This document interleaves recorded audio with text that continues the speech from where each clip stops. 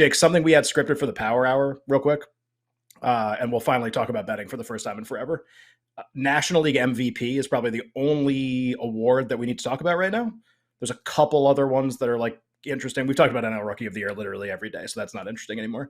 But NL MVP is like super interesting right now, and it's actually interesting for a reason that I didn't anticipate. So I get like notes from people all the time, DMs like, "Hey, what about this? Love the awards talk. What about this guy? What about this guy?" And the guy I get the most about is Nolan Arenado, and that's before the last couple of weeks. And basically, the message I always get is the same. It's, "Hey, this guy's number one in WAR, and he's like 80-1. Why don't we bet on him? I don't understand. Like, why don't we? He's number one in WAR." And my response is always the same. I go, well, the problem is WAR, being first in WAR is not predictive of winning most valuable player. Like you want to be good at, like you want to be high up in it.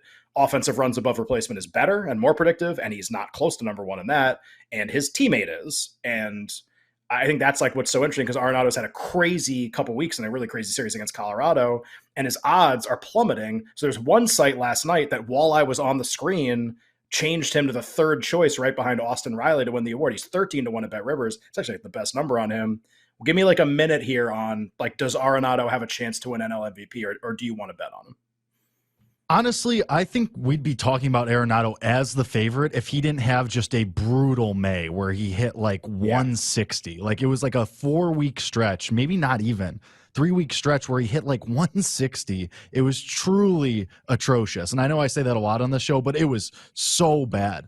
And then immediately, like on June 1st, he started hitting like crazy again. And now his average is back up over 300. His OPS is in the 900s again. Like he'd be the favorite if not for this. Like if not for his down month coinciding immediately with Goldschmidt's meteoric rise, Arenado would be the favorite. And you look at all the projections, like you look at Fangraphs, you look at Zips, you look at Steamer. Arenado's projected to finish like a whole one WAR above him. And I know you said like WAR isn't a great indicator of that, but it does say that like it has to matter at some point. Right. And it does tell you that Arenado is going to be the guy. And we've been saying for how long that Goldschmidt just physically cannot keep this up forever. And maybe he does. Maybe he does just sit, like shove it in our faces and we look like idiots. But the more likely scenario is Goldschmidt falls back at some point. Arenado's peaking again right now in a very soft part of the schedule.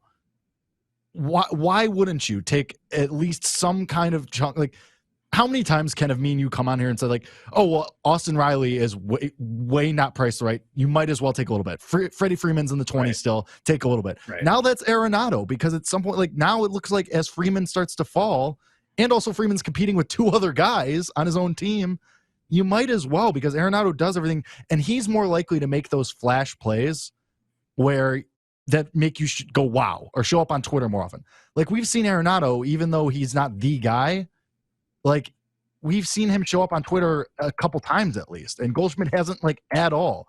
The other thing too with Goldschmidt is his defense has cratered. You know, he used to win Gold Gloves and used to be a good defensive first baseman. He's not anymore. Nolan Arenado is a complete player still. He's still worth just as much on the defensive end as he is at the plate. So at some point that's going to matter to voters as well. So it's like Arenado fits the whole like he has a full game. He's more likely to play well as the season goes on, as Goldschmidt kind of falls back a little bit.